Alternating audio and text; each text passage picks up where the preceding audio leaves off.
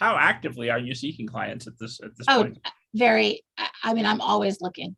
Always. I mean, I have a more full list than when I started, you know what I mean? And so I don't have a ton of empty spots that I feel like I'm trying to fill, but you know, I want to fall in love. I'm always looking to fall in love with something new and exciting. I'm particularly focused right now I am slowly building my author-illustrator list.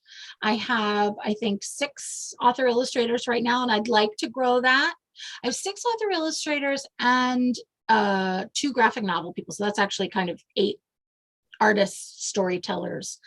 And I would like to grow that, but I don't want to rush that part. I mean, I'm happy to be building pretty slowly on that side. What I really am hungry for right now is more middle grade and YA, but especially middle grade. So I agree, middle grade. I think I'm in the right place. Only the finest middle grade authors listen to this show, so they're going to be sending you top-notch stuff. That's who I'm looking for. Well, I wanted to ask you a couple of things about what you got up on manuscript wish list. One, you had the most specific request I think I've ever seen of anybody's. You want a YA set in 1980s Moscow against the backdrop of I can't even say it. Perestroika. I'm probably not saying it right myself. I'm going to defer to you. That might be the most specific ancient desire. What is it about that time that would appeal to you? Well, first of all, it's a pretty thrilling moment in history, right? I mean, talk about change, talk about things evolving every day, very quickly, and in a direction that I think felt surprising, you know. I'm a child of the 80s. I mean, I came of age in the 80s. So I think that the real answer to your question is that's why, because I remember that time. So I said that I graduated from college in 1986, and I had a friend who went straight from college she studied Russian in college and foreign international studies, and she went and worked in Moscow for a couple of years after graduation. And so I was getting letters from her every day talking about, like, oh my God, now this is happening. Oh my gosh, all these changes are happening. And really, you know, how the USSR, how the Soviet Union evolved in that period to something different it wasn't something that I thought. I mean, I was just a kid growing up and hearing about USSR and the Iron Curtain, but that wasn't something that I thought was possible, really. But big change is possible. And so it's just a very intriguing time to me. So yeah, I'd love a story set then. That's an old one, Rob. You're really doing the research. I like this. It's still true though. I want that story.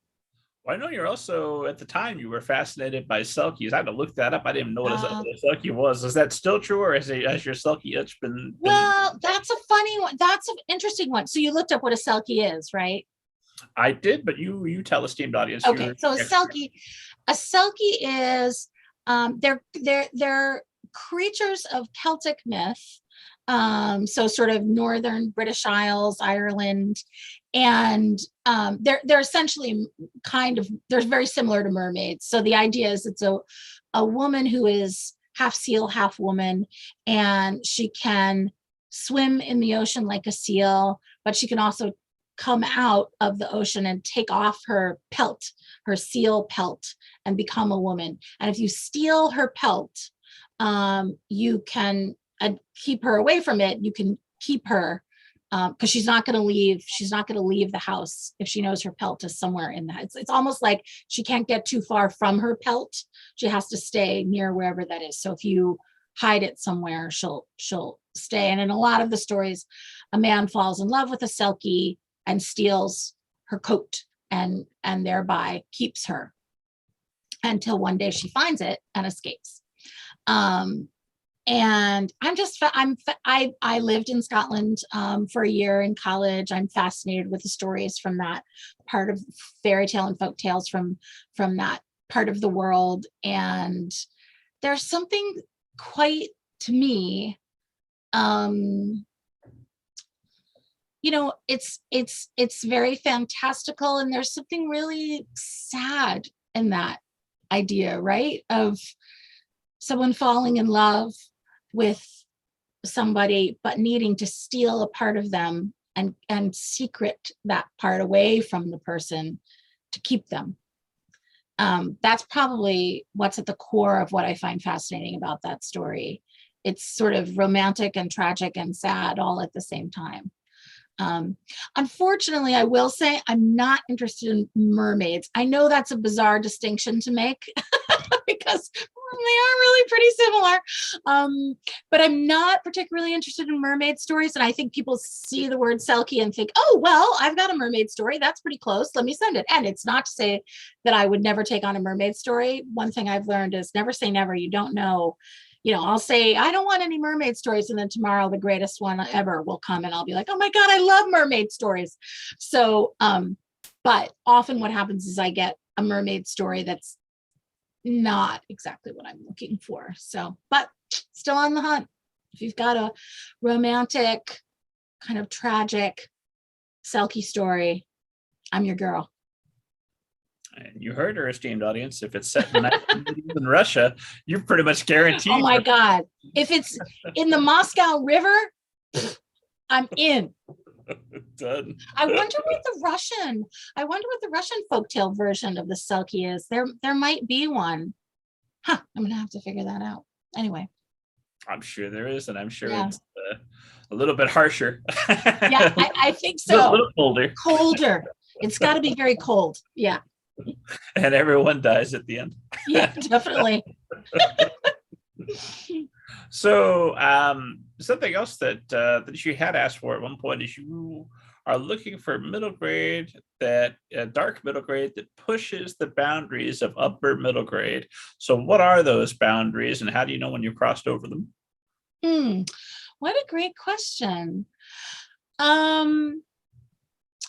So I think those boundaries have to do with different things in different stories, but probably things like how scary the story, if it's a creepy story, how creepy it gets, how scary it gets. If it's a story about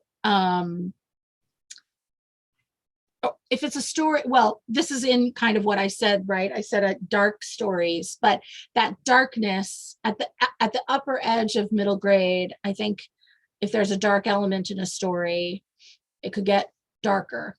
I know that's not a great explanation. Taking a step back from the specifics, I think something that's happening in books right now, and it's been happening for a while, this is not going to be news to anybody, but everything's middle grade and YA are pushing up in terms of what kind of content you might imagine seeing being published for a YA audience and a middle grade audience. And so a book that is now would read like middle grade, 20 years ago would probably have been published as YA. But it is, as our culture changes and kids are more sophisticated, what they might have happily read when they were 15 or 16, they're now ready for maybe when they're a little bit younger. And so that's part of what I mean about like content that we might have thought wouldn't work for middle grade now at the upper end of middle grade can work. Also part of what I mean there is that I think that as things are aging up like that, I think there's a need for books for readers who are at the kind of in-between place. Middle grade, I think of as spanning, and Rob, I'd be interested to hear what you think the age range is, because it's different, there is no hard and fast, but sort of third grade at the youngest, very youngest end, maybe call it fourth grade to eighth grade, and then YA is a high school readership. Well, the difference between, say, somebody who's in 5th grade and somebody who's in 8th grade is huge. And I think there is a cohort of kids on the upper end, so sort of probably 8th grade and 9th grade, that there aren't a ton of books that are just right for that readership, in my opinion, that are, for instance, a rule about middle grade, a rule, quote unquote, I mean, is like you would have, a crush, but not a full-on romance. I know a lot of 8th graders that are in serious, complicated romantic relationships. And where is that story? Where is that book? And that's one of the things I mean about pushing the boundary at the upper end of middle grade, that as an example. I'm very excited and interested in books that are about the in-between place between solid middle school, 5th grade, 6th grade, and solid high school, 11th grade. There's that middle place where I don't know.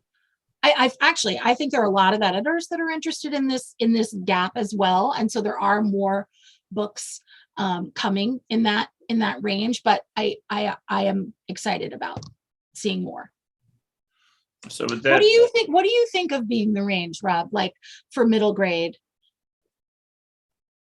As like far, I mean, I go by the different guides that are available. I know that by the time you're talking 8th, 9th grade, I would think that at least some, if not outright sex, some sensuality would probably be appropriate for that crowd. Right. Certainly some violence, although maybe toned down a bit. And some profanity. I don't know if there's somebody that counts all the F-bombs and says, nope, that's officially YA now, or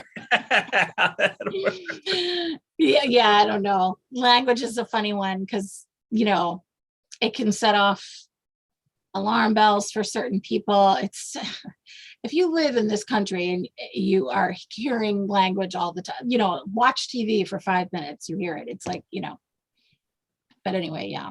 I'm not my kid.